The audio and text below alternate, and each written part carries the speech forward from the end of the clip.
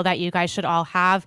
As we go through tonight's presentation, obviously with this amount of people here, we want this presentation to be interactive. So as Nathan goes through tonight's presentation and he talks to you guys, if y'all have questions, make sure to ask them out loud. And we do have our team of IRA specialists here as well. After the presentation, we'll be out in the lobby, we'll be having drinks, probably some more food, and you guys can chat with us, kind of find out about not only what we do here at Quest, how we can help you guys, but a lot of us actually also invest in real estate ourselves. I know I'm a real estate investor. I do a lot with my boyfriend here in Houston. We're starting to invest a little bit out of state as well. So that's really exciting. But if you guys have questions throughout tonight, just let us know. And just a couple of announcements for you guys. Tonight is actually our very first self-directed IRA social. So leading up to this, we've always done an event called the $1 Trillion Investment Mixer because there's trillions of dollars in retirement accounts in America. So we kind of created this event. It's the $1 Trillion Mixer. You can learn how you can access the trillions of dollars in retirement accounts throughout the country. But we've been using that name for a long time as we're all getting back out into the world. We did want to kind of revamp that a little bit. So we now have the social that we'll be hosting on the first Tuesday of every month. Yeah, rebranded, fresh and new for the end of 2021. And we will also be doing this event in Dallas and Austin each month as well. So if you guys happen to travel, if you invest throughout the state of Texas, we do also have really big classrooms in both Dallas and Austin, and we'll be hosting this event monthly. And I can pretty much guarantee you guys it's only going to grow and grow from here. I know as events are coming back, people kind of got to get used to getting back out there a little bit. So we will be hosting this event every month, and you can also find all of these presentations online. We live stream everything through Zoom. You can rewatch all of our presentations through YouTube as well. So pretty much every class that we've hosted for the last 4 years, you can find online on Facebook or YouTube, or you can watch it live through Zoom. And if you guys are also looking to network with more real estate investors, I would love to invite all of you guys to our virtual networking happy hour. This is a completely online event. It's through a Zoom meeting, so everyone actually gets a chance to share their cameras and introduce themselves to the group. This event, the virtual happy hour, is on the first and third Wednesday of every month. We actually started this exactly a year ago. It popped up in my Facebook memories. So we've been doing this virtual happy hour for exactly a year now. And at every virtual happy hour, we get anywhere from about 35 to 50 investors from all across the U.S. that join us. Everyone gets to share their cameras. Everyone gets a chance to introduce themselves. And it's really created a nice, solid network of investors.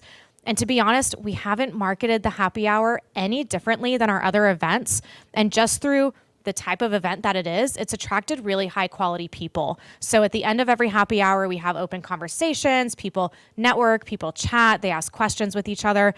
And it's a really fun event, and I host it myself. So come and join us online on the first and third Wednesday at every month.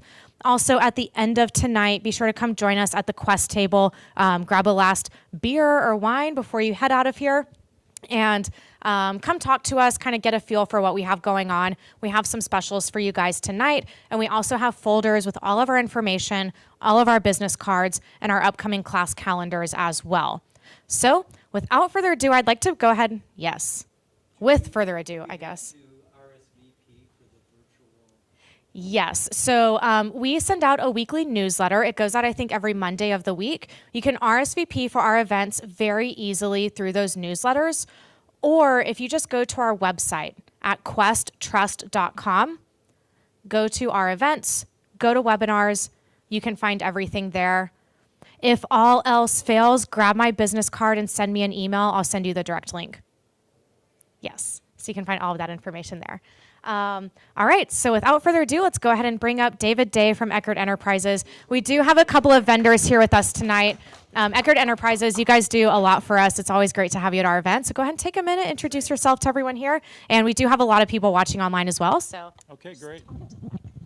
Yeah, hi, everyone. I'm David Day with Eckert Enterprises. Eckert, this way? There we go. With Eckert Enterprises, we are an energy asset management firm.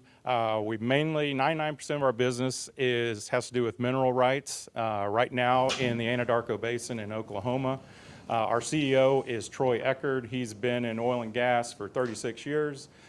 He decided to stop drilling dry holes and go be the royalty owner, and we buy mineral rights and we turn around, we pay cash for them and we sell them to our high net worth clients. So that's what we've been doing the last 18 months, and it has been a booming success.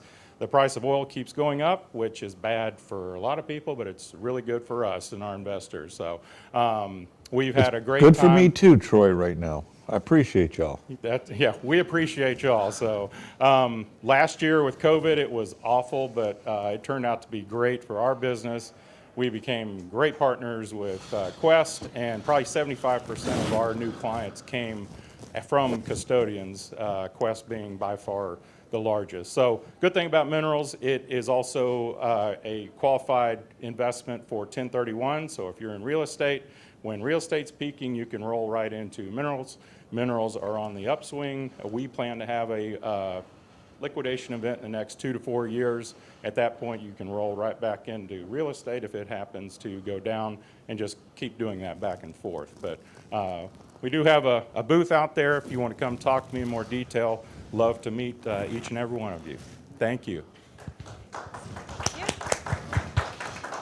Yeah, Troy had a really funny joke at our grand opening event. His biggest problem these days is paper cuts from opening all the checks he gets in the mail, I guess. So, yes, I will gladly piggyback off of his joke that he told 3 weeks ago here.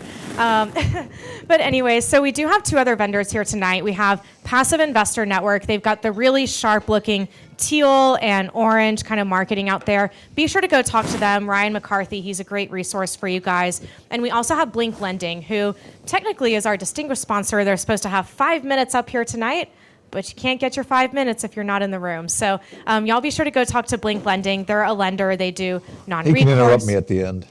He what? He can interrupt us at the end. Yeah, we'll allow it. But anyways, we do have 3 vendors here tonight. Since we were limiting capacity here in our offices, we didn't just want to bring out 20 vendors for you guys, but stay tuned in the next couple of upcoming months. These events will grow. We'll be bringing out more vendors. The more people that we are allowed to host in our office, I'm going to try to cap it out as much as I can every single time. So be sure to come join us for these events. We want these to be a good resource to you guys as you guys are either learning how to invest in real estate or you're scaling your business. Quest can be a great resource for you in many different ways. So I hope as Nathan goes through his presentation tonight and really kind of lays out the foundations of IRAs, how they can be used, the different types of accounts, you guys will learn something that can help you in your business. And I'll kind of stop talking from there because I'm technically out of time now. So y'all give a warm round of applause for Nathan, the president of Quest Trust Company, and I'll let him introduce himself from here. How's everyone doing tonight? I'm taking my mask off, but I know. I took a COVID test just before this, so I got one little blue line. I guess that's good. I kind of felt like, I think other people have been taking those little stick tests for a long time. Like, hey, we got to join in. Anyway, bad joke. Thanks for coming. I know it's difficult to be COVID safe. It's not fun. We had some big events planned in Dallas and Austin that we ended up actually canceling. That was sorry to hear that. As things change and times change, we'll try to step it up and pick it up and do things. It's really hard sometimes to get ideas across without doing what we're doing right here. Just getting in a room and talking. I mean, that's how I became a real estate investor. That's how I became the CEO of Quest, right? Just, hey, you got an idea? And it's a bunch of people getting together. That's how I met Troy, probably 15 years ago, right? He's been using IRA money to poke holes in the ground a long time. So I grew up in South Texas, by the way, and a long time ago, they came and they were using our office and they had some maps spread out and they were looking at all the oil, and I was like, hey, we have property right there, and we got oil leases on them and stuff. And these were experts, type of guys Troy hangs around with, right? And I was like, there's oil there, right? And they're like, no. Just be happy if you get any lease payments at all. Like, oh, thanks. Anyway, true story. So I want to just kind of go back to basics tonight. I think that a lot of times that, we get more and more advanced, But every time I know in my business that I'm failing or I'm having a problem, it's nothing complex. Has anyone ever noticed that? It's always just the basics. You got to answer the phone and be polite, and you have to be educated, and you have to be quick, and you have to care about what people's needs, and it's always the basics. So Quest Trust Company doesn't provide any tax legal or investment advice. No, there's the disclaimer. We got to that. All right. So I'm going to try to teach a little bit of a lot of things to try to stimulate thought processes, because each of you have different things. And I think almost everybody underutilizes Quest in how to build themselves as an investor. You've all done it in different ways. I know some of you, but sometimes there's things in there that will help you to understand different ways of doing things, whether you're looking to earn or raise more money, or you're looking to invest the money that you have, or both. Hopefully I could give you that. Love this statistic. It's one of my favorite, that only about 2% of all of America's IRAs are self-directed. Yet 25% of all IRAs over $5 million are self-directed. Let that sink in just for a second and think about it for a thing. Something a lot of people don't realize, but IRAs are now the largest pot of money just about anywhere, right? It crossed over. It used to be 401ks, but as COVID hit and also a lot of people entered retirement age, they left their money, and it's now moved into the IRA world, and it's larger than any other thing that's ever been out there, and continuing to grow. Yeah, what's Peter? For that 25%, do you have a dollar amount or a guess?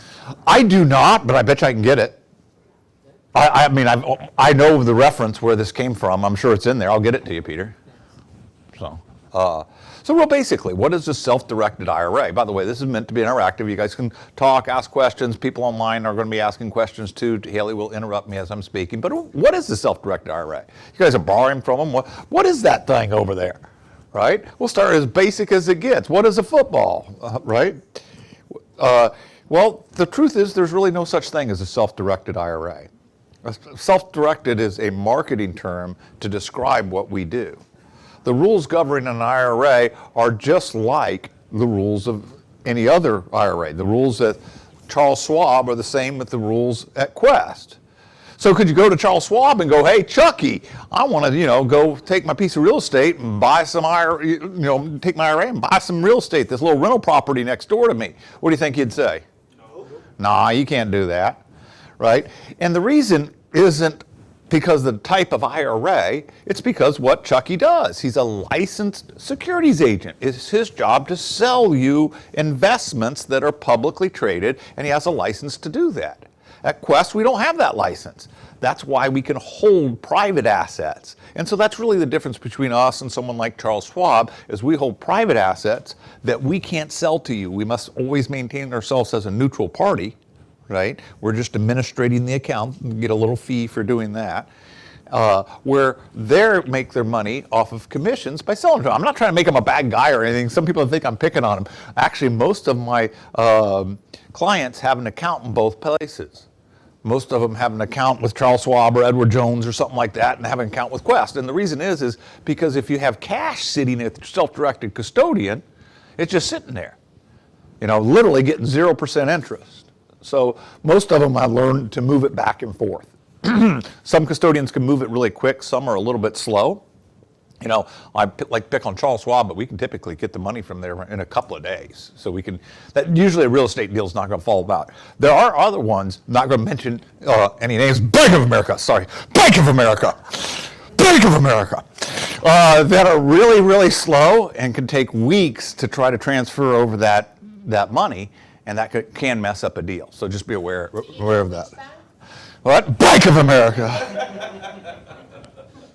Sorry. Anyway, I'm sure that wasn't a COVID-safe demonstration right there. But anyway, there's a lot of benefits to having a self-directed account.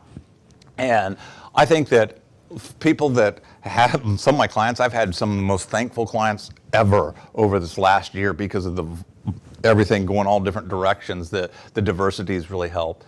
But I think anytime that you start to really learn to build wealth, you have to spend part of that time talking about taxes. Because wealth building is not making money. A lot of people can make money. Building wealth is learning to build wealth generationally, right? And you not only bring yourself in, you bring your whole family into your wealth building things. But then there's a lot of things that people don't think about with self-directed IRAs. Biggest advantage is you're investing in things that you know and understand. But most of the time, as you do that, there's a lot of social benefits to doing that. And the reason why I spend time mentioning that is sometimes I think that when we're out there gathering money, we kind of feel like we're beggars. Can you give me a couple $100,000 so I could do this deal? And the reality of it is, what are we really doing when we're doing that? We're taking up life in our community, the house that's all fallen down and everything's all busted up and the neighbors are going, tisk, tisk, tisk, somebody should be doing something about this one, right? And here comes M. Victor, real estate investor, steps up, right? Puts it on the line and buys that house. And then what happens? We create real estate jobs, right? People are coming in and they're painting it. And in the end, the white picket fence goes up, right? Biff, Miffy, that little dog Muffy, they all move in. You get my point?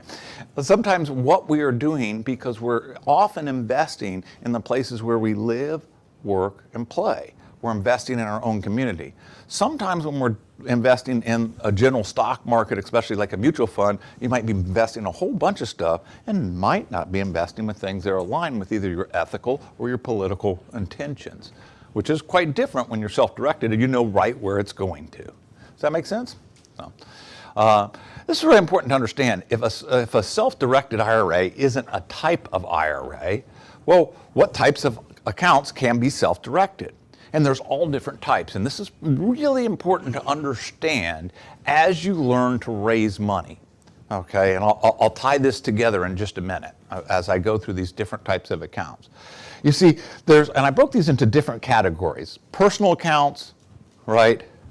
There's what I call your employer accounts, which are typically the bigger ones, and then we got some specialty accounts. Now the personal accounts, we got the traditional and the Roth IRA. I don't know of a wealth building guru anywhere in the United States that doesn't talk about the power of the Roth IRA. Why? Right?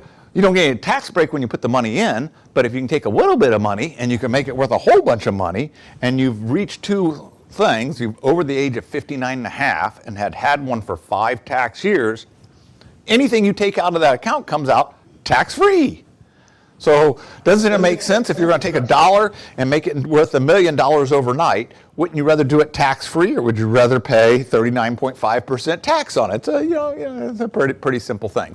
So if we're real estate investors and we're looking at these traditional IRA or Roth IRA, the Roth IRA grows completely tax-free. The traditional IRA grows tax-deferred. In other words, eventually we'll pay tax on it when we remove it. We don't have to pay any penalties above 59.5. Which one of these is more important to us? It depends on where you're looking at. Right?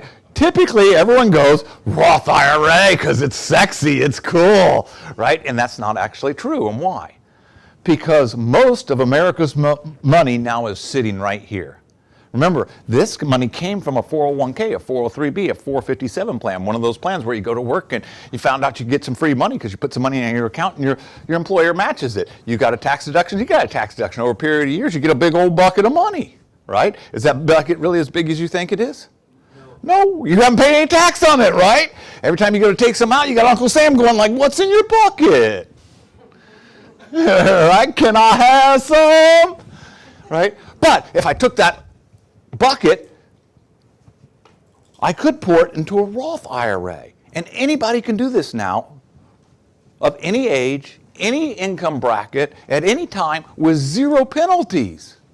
Pretty cool. What'd I miss? Yeah, whenever I move it from here to here, it adds to my modified adjusted gross income on the year that I did that, and I have to pay taxes. So for most people, what would happen, when I did my Roth conversion, I was already in a top income bracket. So what happened? I had to pay top dollar to get it. For most people, that doesn't make sense to do.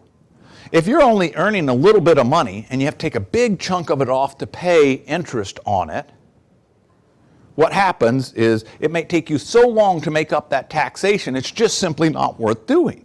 And most financial planners are going to tell most people that get up there in age to keep their money in really safe positions, which means that they get lower interest rates, which means most of them aren't converting. Yes, Peter? Is the Roth going to survive? Is the Roth going to survive? I have heard of that since the time in the beginning of everything, and I don't know. I do know that if we look at things that go in the past, it's always political suicide not to grandfather or have certain things in. So there would certainly be a benefit of having a Roth IRA. For example, I doubt that they would ever back up and say, oh, you now have to pay tax on your entire balance. They may come at some point, from now on, the growth from this point on is taxable or something along those lines. And the reason is for the same reason why we're very conservative here at Quest and make sure people aren't doing prohibited transactions and things like that if we can all possibly help it, because we want these things to be around for a long time, and when people do abuse them, it messes it up for the rest of us. But there's one thing to know. We are not normal people. We are real estate investors. You get that, Peter? We don't go to a financial planner and accept 2 or 3% on our money. There's other safe ways to get it, right? So I want you to think, a few months from now, it's going to be January. If you did a Roth conversion in January of next year, and you'd take $200,000 or $300,000 and you added it to your modified adjusted growth income on that year, what's going to happen? You're going to pay a ton of taxes. But when are you going to pay them? Following April, 16 months away. Any of you buy a house and fix her up, that's a Texas word for those of you that are in other states, fix her up in 16 months? Anyone done it twice? Could you get 16 months of rents? Could I get 16 months of oil payments? Could I get 16 months of loan payments? Yeah, I can maybe even make enough money to pay the taxes even before they're due. And then after that, how long will they grow tax-free? Well, they'll grow tax-free for the rest of my life. And then when I die, I can at least, at the very minimum, pass it on to someone that could grow another 10 years. And most likely I can stretch that as well beyond that. That's been trimmed down to what it used to be. What's going on, man? Hey, if I wanted to convert a traditional IRA to a Roth IRA, could I do it in percentages, or do I have to do I do it in percentages? Yeah, we have a whole class about this, which is really good. Matter of fact, I highly recommend doing it in percentages. Because what is the magic of doing a Roth conversion? It's not converting an amount of money. It's doing an investment. So if I had a rental property that was really hot, that took $75,000 to buy and fix up, how much am I going to convert? $75,000, not $75,000 and 1 cent, because the magic is in the conversion. So, but be wary, you can't undo conversions these days. So if you do it, you're going to pay the tax on it. Once I turn in that paperwork, it's just about done these days. They close that loophole on us. But no, it's something to think about. Yeah. It's a great class. I think it's something for everybody to have building wealth. Go ahead. I have a question. So if you're doing the IRA and you end up getting some sort of step up in basis or do a death tax kind of thing, how does that play into the IRA at all? Well, the IRAs are going to be counted in your overall estate tax. Okay, so they will be part of your estate tax. But up until that point, if you die, Roth IRA goes to your heirs completely tax-free, period. Right? So, provided you met the requirements. Don't give me that look. Okay. You teach all these young kids to be smart and see what happens? So anyway, my main point that I'm thinking here is a couple of things. One, Roth IRAs are good for you as real estate investors to consider prior to doing your investment, just prior to doing your investments. Matter of fact, we can do a Roth conversion minutes before you do your investment. After you do your investment, it could be a real pain in the butt and require an additional appraisal and all types of stuff like that. Everyone got that? So for you want to check it out right away. But when you're borrowing money from somebody else, they may get very confused about this taxation and how it works. Don't be the one to try to explain that to them or the benefits. You call in your professional, just like you don't try to draft your own documents, right? You have a lawyer. You call in a Haley You get somebody that this is their job, and you bring them in, it's free. And what does that also do? That elevates you up. You know, like, hey, let's ask the professional. I only use professionals. That's who I am, the professional. You get it? So just be wary of that. I've seen people screw up deals because they got so excited about Roth conversions, they tried to tell it to their investor, and the investor did not want to pay $20,000 or $30,000 in tax. Everyone get that? Okay. So employer plans, I'm going to skip through these real fast, okay? The big one to pay attention here is if you're self-employed, solo 401ks are super powerful and more dangerous than they've ever been. The IRS is going after them. So be really careful. If you have a 401k, solo 401k or individual 401k, maybe have a consultation with one of our 401k experts, even if it's with another company, to make sure you're buttoned up tight, because they are looking at these. They've announced that they're looking at them. Ed Slott's announced that it's coming out. So thanks. Yeah, Peter. Would you recommend your potential investors go online first, or should they talk to someone here personally? I always say talk to someone personally. The problem with online is we have so much education, and you need to tailor it down to what actually matters to you. And then they can recommend. Yeah, because different people have different levels of experience. That's a great question. Thanks. So yeah, you can jump online. What's kind of funny though is if you do jump online or have a quick question, the chat box at Quest is actually manned by IRA specialists. Like they're real people. It's not someone, you know, another country or something. It's Haley, you know. What days do you have it? Mondays. Say Monday. You want Haley, you get her on Monday. All right.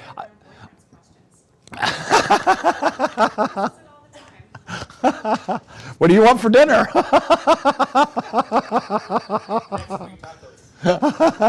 That's funny. I didn't know that. Okay. All right, I want to talk a little bit about these two accounts. These are a lot of fun. Health savings accounts, Coverdell education accounts. All right. A lot of people don't think about these, but these go completely tax-free. And this account may be one of the greatest wealth building things in the history of mankind. Health savings accounts are so cool. They're like Roth IRAs. They grow completely tax-free, but they can only be used for qualified medical expenses. But when you put money into a health savings account, you get a tax deduction on it. So it's like a traditional IRA and a Roth IRA combined. You know, and they made this little baby called a health savings account. Health savings account, most people don't even think about them. They have them, and you can buy, sell, do real estate in them, and the use of them are extremely versatile. You can pay for medical expenses not only for yourself, but you, a spouse, and any dependents that are on your tax return, even if they're not a part of the insurance or anything else that's involved. And you get to carry it with you even after you stop having that type of account. And the distributions out of health savings account are extremely broad. Like they cover all types of things that you didn't even think about. Things like massage, acupuncture, holistic medicine, of course all the things you would, dental, doctor bills, optic, all of that, and we have a lot of those expenses that we pay with after-tax dollars, where we, as real estate investors, we can be making money in a health savings account and then spending the money right now. IRA fun fact, yes ma'am. I did some research because I was ready to open my HSA, and I read where unless you have a high... You have to have a special insurance called a HDHP, or a high deductible plan, that's correct. So do you think it's worth, I mean, like I have probably a traditional PPO at my employer. Is it worth switching to a high deductible? Most plan? So employers with their PPO plan also have a high deductible option. Okay, I know I do. I have one, and you'll find that these are good insurance policies because you'll pay for the small doctor's visits, but once you've hit that premium, they pay 100%, where most PPOs pay 95%. Okay, I don't know about you, but I have some experience in this. As a young man, my wife had cancer, right? Try paying, and I had an 85% policy. Try paying 15% of $800,000 when you're a kid. You know what I mean? It's a lot. So there's some things there, but look into it because I think it's really powerful. Here's something else. A lot of people are stirring around. They're looking at the 401ks. They're checking out Roth IRAs and seeing what people are doing. They're looking and thinking, who's looking at these? That's right, because no one's talking about doing this but us. You know, One last thing. Here's my IRA fun fact. One time in your life, you can fund your HSA from your traditional IRA. Now let me explain what I just said. You can take money from an account that is tax deferred and move it to an account that is tax free. You can take, and guess what?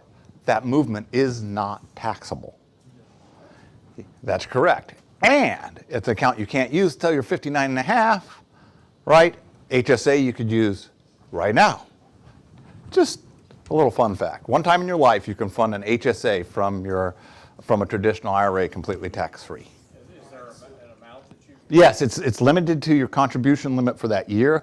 Your contribution limits are based on two things, age and whether you have a family plan or a single plan as far as insurance goes. So you could just technically transfer whatever that contribution amount is for that 1 year over to your HSA. That's correct. You like that. You can what you were saying for those of you online that can't hear is you can technically just transfer that contribution amount from or make it from your traditional IRA with no tax penalties at all. Can you do that yearly? No, it's a once in your life. It's one of those once in your lifetime things. And then your HSA, I got so excited I wanted to say yes, but the answer was no. your HSA, can you like save up your expenses, receipts? Yes, one of the most powerful things about an HSA is quick story is I bought an airplane engine for my 1952 Cessna 170B. It cost about $45,000, and I paid for it out of my HSA completely tax-free. How did I do it? Your plane was a dependent. No, my plane wasn't a dependent. It kind of feels like my baby, though. All right? No. The reason is because what she's talking about, with HSAs, you can pick up receipts from years past, going all the way back to when you first opened it up. There is no time limit. So in this case, years ago, my ex-wife had a dental procedure that cost $30,000 or $40,000. I just went to the receipt bucket, pulled out that dental receipt. That was my tax-free distribution out of that account. This is easily the most versatile, easy to use, overlooked wealth building account there is. Easily, right? And most people miss it. Coverdales are fun if you know how to use them with your kids. I love them with my nephews and nieces because it teaches them about investing. But the real trick to all of this, go ahead.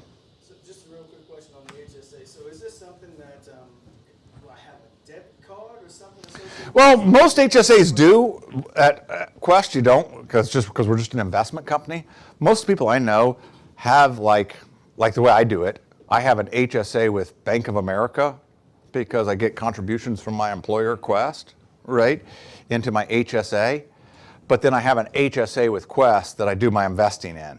And I actually carry two of them and just transfer back and forth. You can have two different accounts, and you can't contribute. Does that make sense, Doug? Kind of, but so if. But no, yeah, you have to just take it out like a normal distribution. Yeah. So I'm now, I'm paying for it up front and then. You can get it out, you right. the receipt and you and then. You actually don't even have to send anybody the receipt. You just have to say, I'm taking this out for medical expenses, and unless Uncle Sam someday asks you to produce the receipt, you don't have to. You don't produce it for me, the custodian. You just Scout's honor that I did it.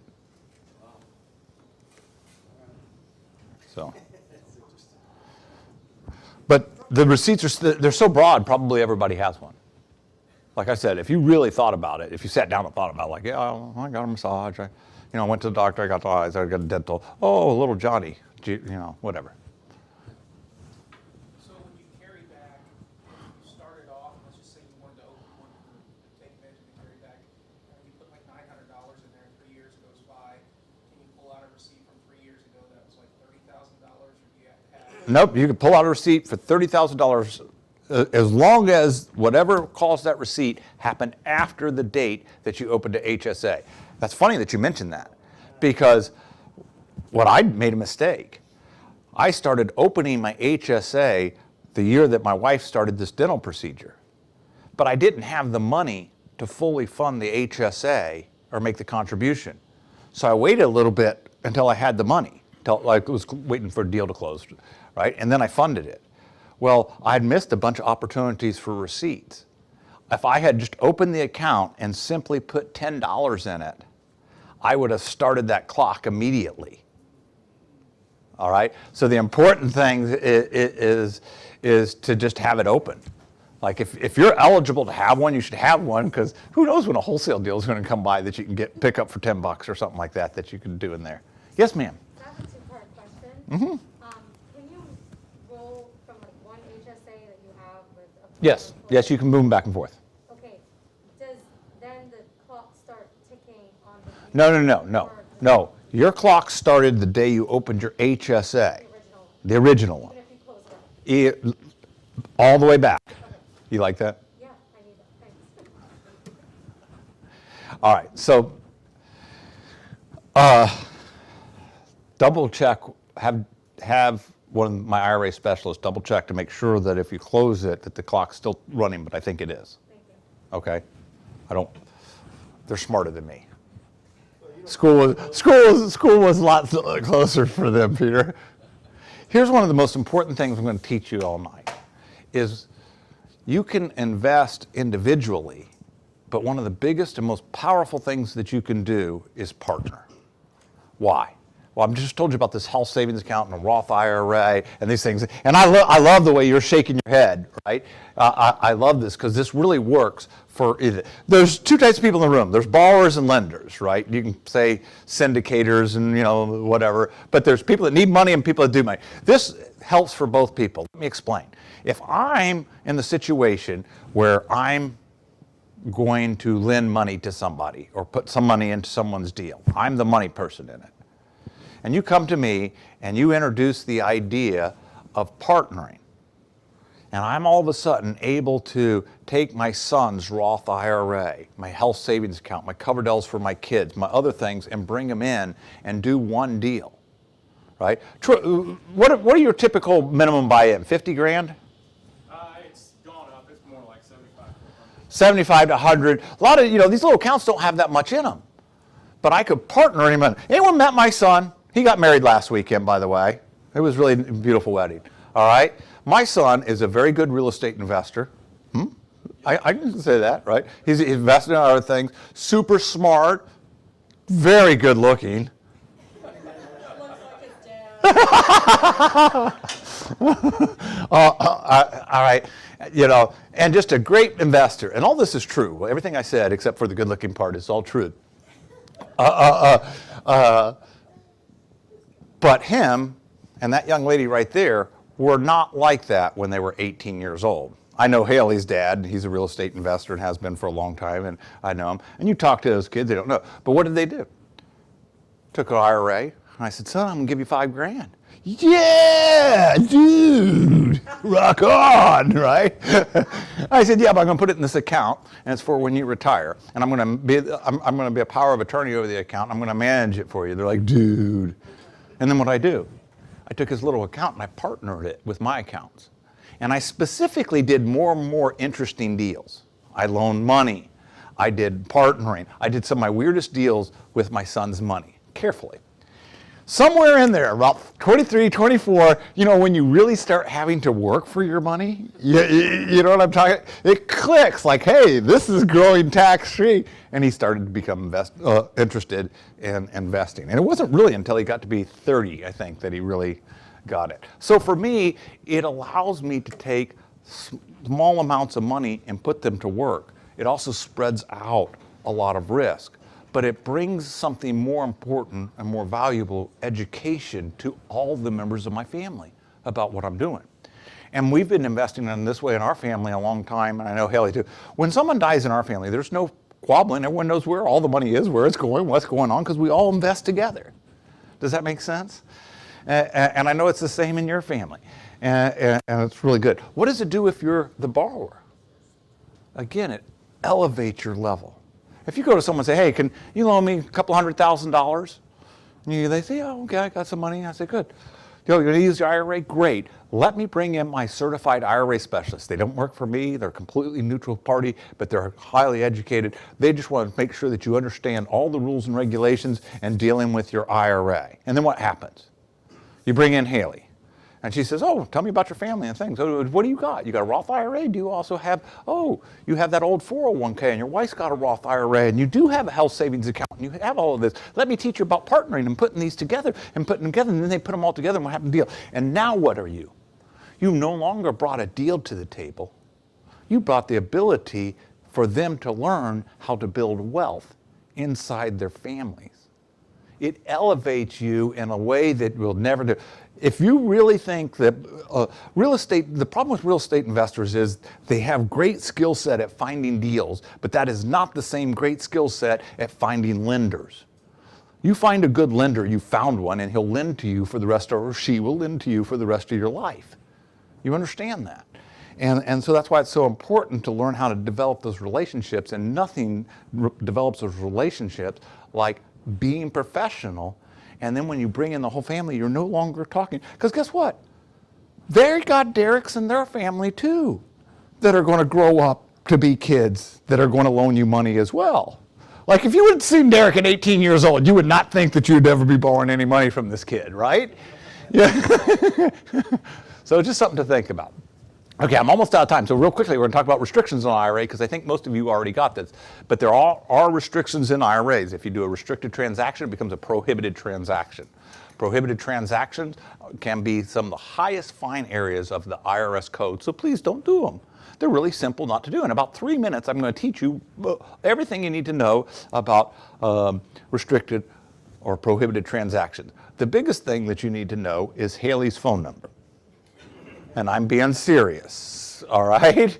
But here it is. Here's a short version. There's different categories. There's restrictions. There's people restrictions, transaction restrictions, and investment restrictions, all right? People restrictions there are people who are not, they're disqualified from doing business with each other. They can't buy, sell, trade, or extend services or receive a benefit either directly or indirectly. Who are those people? You.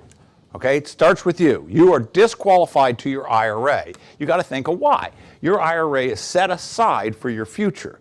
So you're not designed to buy a house for you to go live in now. It's designed for you to don't have to eat cat food when you get older. So they don't want you getting a benefit right now. So they just cut you out of the picture. You can't buy, sell, trade, extend services, or receive a benefit either directly or indirectly. All right?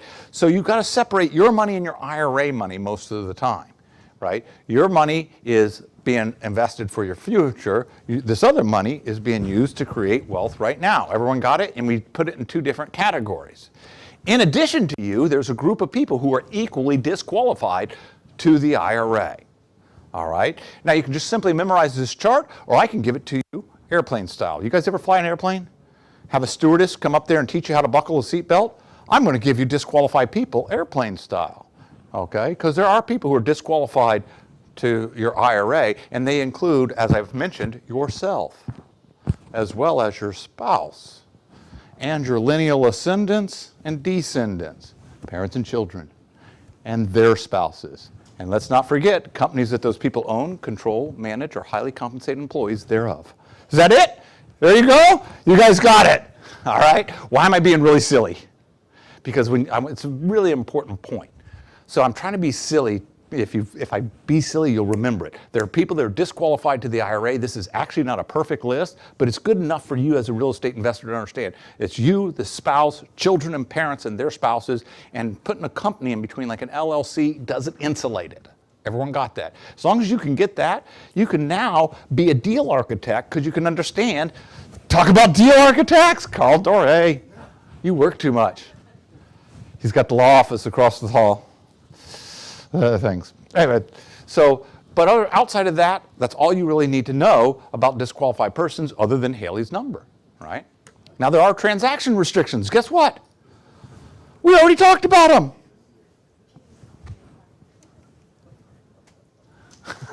Everyone's trying to hit Haley up for a number. You guys can't tell her, right? What do you mean we already talked about them? Transaction restrictions are just the things that disqualified people can't do, which is buy, sell, trade, loan, or extend services. There's one final category of restrictions, and that is investment restrictions. And guess what? This is really easy because there's only two, and we don't give a hoot about them.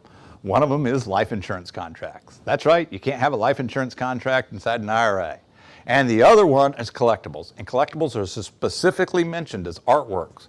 Gems are metal. Collectible rugs are antiques. And yes, they specifically mention alcohol beverage collections.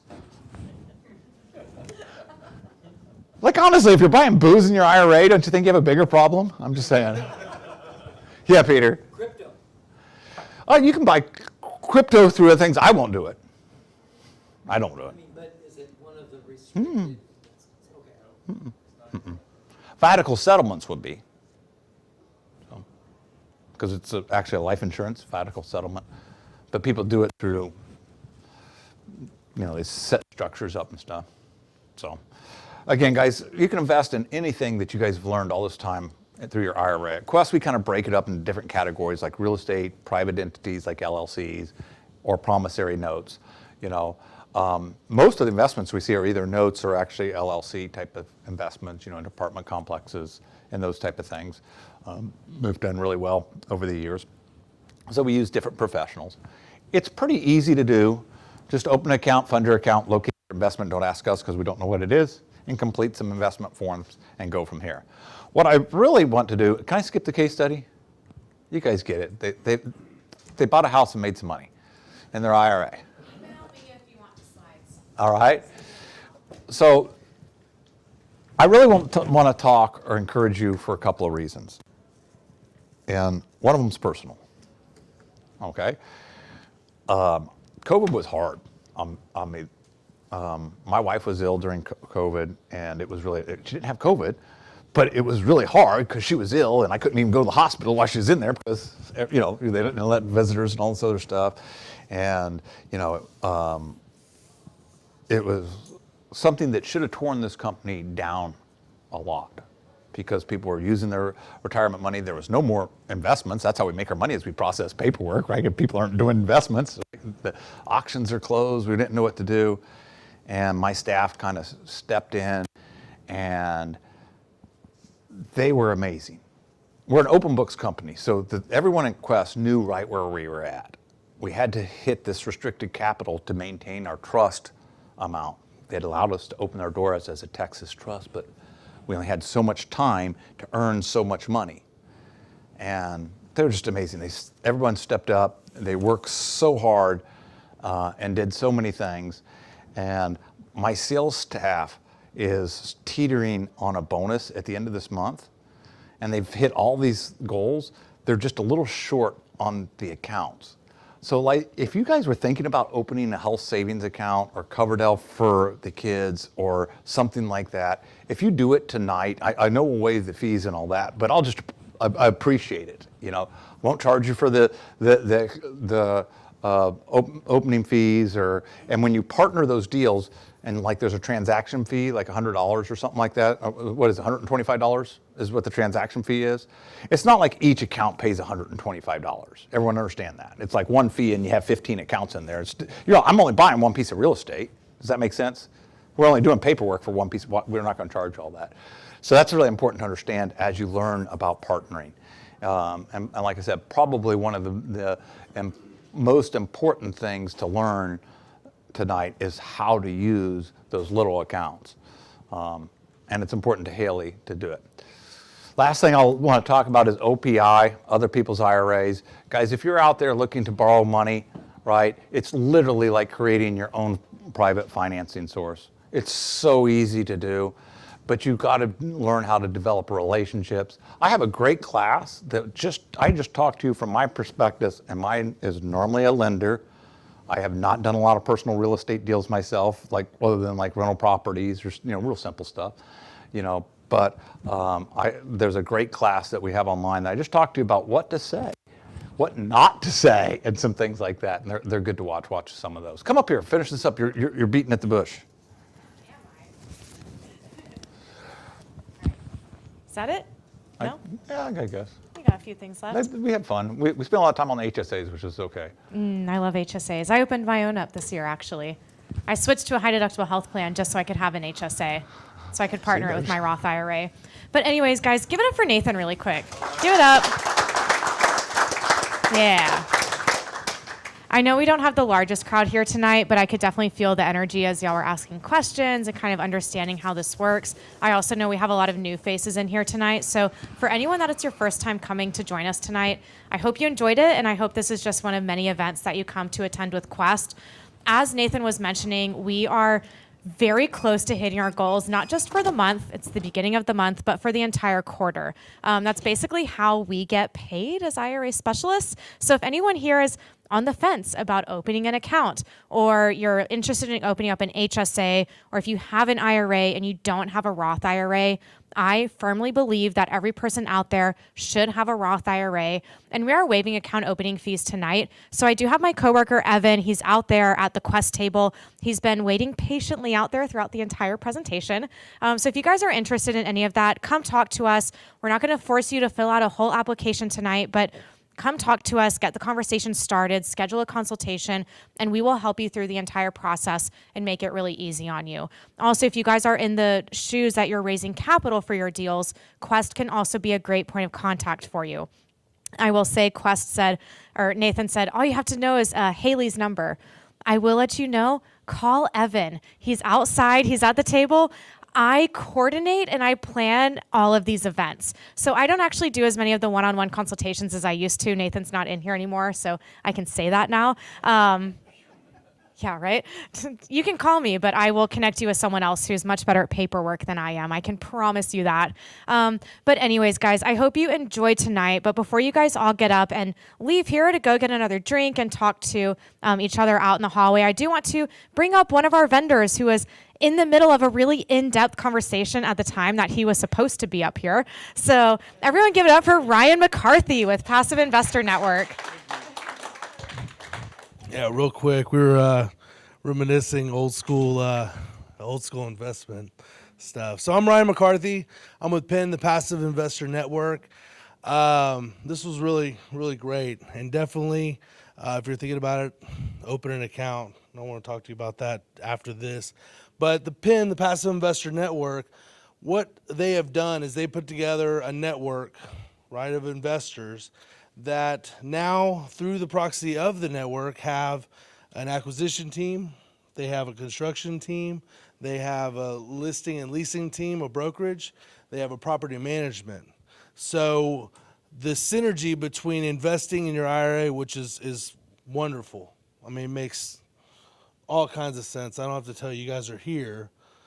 But being able to do that and fulfilling with that, can be a little bit challenging. So the Passive Investor Network actually allows you to do that, right? Through the proxy of the network. So you can, work with our, we have a portfolio advisor that actually sits down once you become a member and will go through your goals and help you work through where you're at and where you want to go to. And then Penn, the Passive Investor Network, actually helps you through that process from beginning to end, pillar to post. And because you're not touching it, you're not dealing with it, it is completely within the scope of the IRA. You're not having, the money literally flows back to your IRA where it's supposed to. You never touch it and you never have to deal with it. You're not dealing with anything.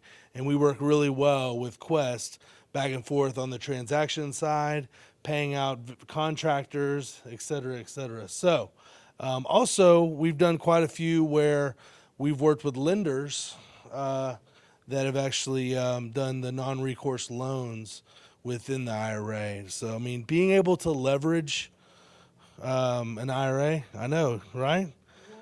Whoa. Yeah. Now we're talking, right? Not only are you getting all the benefits from it, you're able to leverage. So if you guys are interested, we're going to be out there. Lisa is here. Lisa at passiveinvestor.net, or you can go to passiveinvestor.net and learn a little bit more. So thanks. Awesome. Thanks, Ryan. I'll give it up. All right. So we got 2 out of our 3 vendors to give introductions tonight. I'll consider that a win. What's up, Peter? Are you going to have a Halloween party? Ooh. Social event of the year. That's a tough question. we'll have to see. It's a month away. As you guys can see, we really prioritize safety here. So this year, we may or may not do a Fright Night. Stay tuned. I can see me breaking your heart right now, and I'm really sorry for that. Right, I'll wear a mask only. Oh my gosh. I'll like run into people at Walmart and they're like, "Are you hosting Fright Night this year?" Like, no, not really, but we are really known for that. If you guys don't know, Quest traditionally hosts, it's fun, yeah. We host a really big Halloween party. It's called Fright Night. It may or may not come back this year, but we also do host a really big expo. So our last expo was in 2019. We had 800 people there. We will be bringing it back in 2022, so not yet, but stay tuned. It'll be a great event once it finally gets here. But that's all we have for tonight, you guys. It's about 8 p.m. right now. We've got this office and this space until about really 9. We kind of start trying to kick people out at 8:30, to be completely honest. It's been a long day sometimes, but come talk to us. If you guys have questions, let us know. We've got the bartender out there. We've still got some food left. So network, meet each other if you haven't met other people yet here tonight, and come talk to us at the Quest table. I'll be out there with my coworkers. We're waiving account opening fees here tonight, and tell your friends about it. They don't know about Quest. They definitely should. And that's all I got. Y'all have a great night.